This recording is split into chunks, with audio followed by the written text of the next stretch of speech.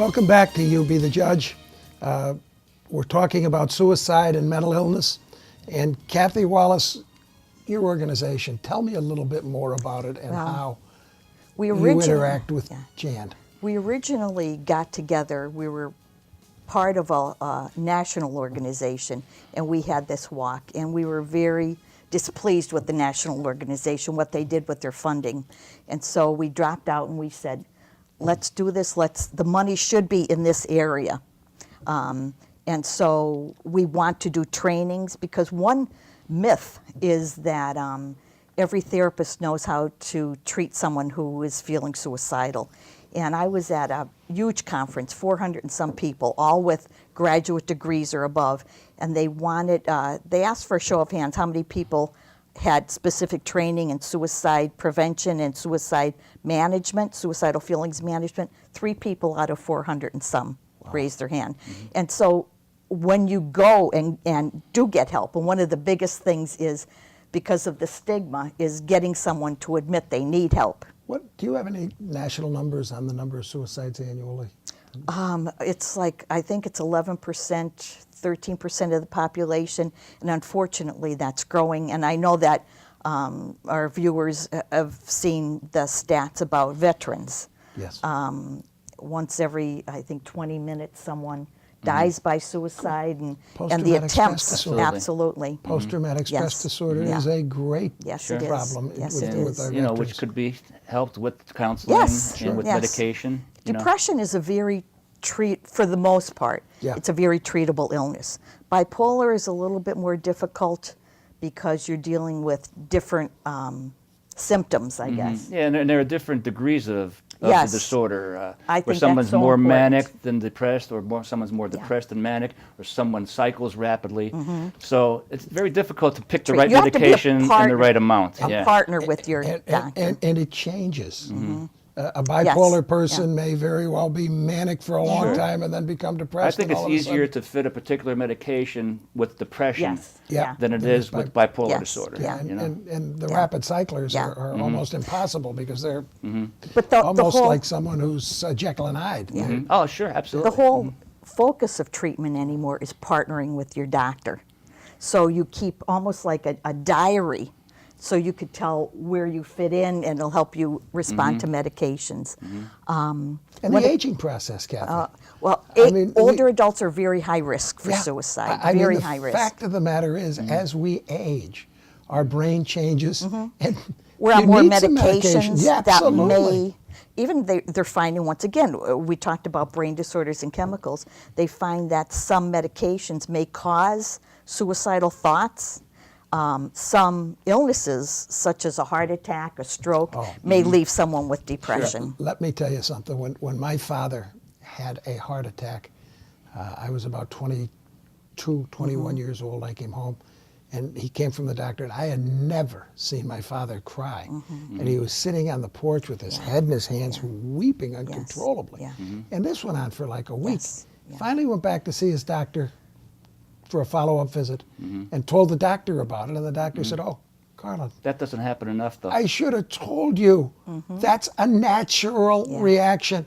And I had open heart surgery about 4 years ago, and was very cognizant of the fact. Talked to 3 or 4 friends. How depressed am I going to get? Well, but if you know the depression is coming, you can deal with it. Patrick Kennedy, Ted Kennedy's son, who was very active in mental health insurance parity, he just formed a foundation or an organization that is fostering this idea of treating the person not just from the neck down, but from the neck down and the neck up, so that your PCP and your psychiatrist both are working together. That's the whole new focus, too. Dr. Linda Thomas and the Wright Center are part of a federal grant that Pennsylvania got for, it's a Garrett Lee Smith grant. And Garrett Lee Smith was a young man who died by suicide, and his father was a senator from Oregon.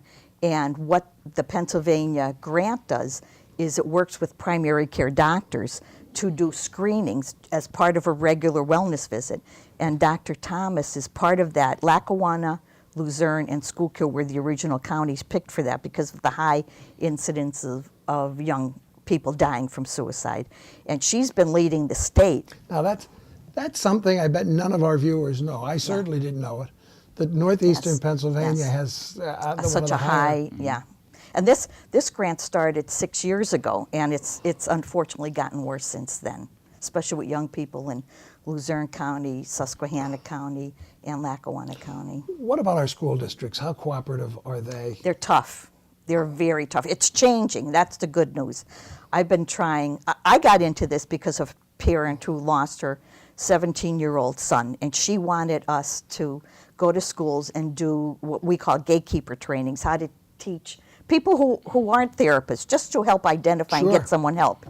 Schools, she wrote a letter that would bring you to tears. Schools over and over again said, no, we don't want to mention suicide. It's a liability issue. Oh, Yes, and outrageous. I'm a former How many school years ago director. was it that we had that meeting, remember, with Dr. Ferlenza, and to try to get that program yes.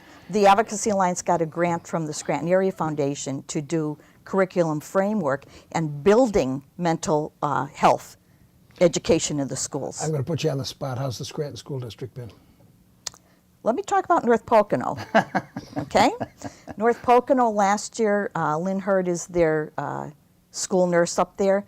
She brought the Columbia Teen Screen to North Pocono, where they screened a number of people. And it's not an evaluation, it's just, it gives a kid an opportunity to be identified for needing some help before there's a crisis. It's awesome. Scranton School District is a little bit far behind. You talk to them and parents want it, teachers want it, school nurses absolutely want it, because they see the kids down in their offices. It's tough. I It's would be tough. more than happy to attend a Scranton School District meeting would with love you that. as Love a former that. president of the board and board member Wonderful.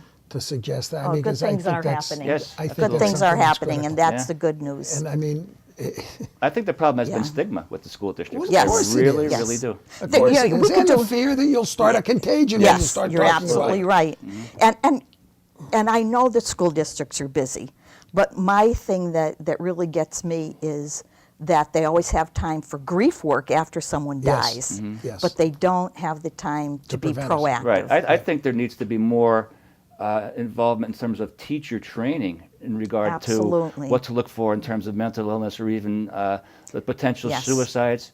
And I'm just going to use myself as an example. I became much more aware of individuals. And you're a former teacher. Former teacher, right? Prior to my son being diagnosed, I thought, oh, come on. You're coming in here with all this emotional baggage. Come on, don't Yeah. bring it here. Leave it at home. Yes. Because I didn't understand. And it was stigma and lack of understanding. Finally, when I became educated, I looked at things a whole lot differently, Yeah. you know? It's terrific. Now we're going to take a break. When we come back, we're going to talk once more about the suicide walk and some other things that might be coming up. So please stay tuned to You Be the Judge. Tad O'Malley again.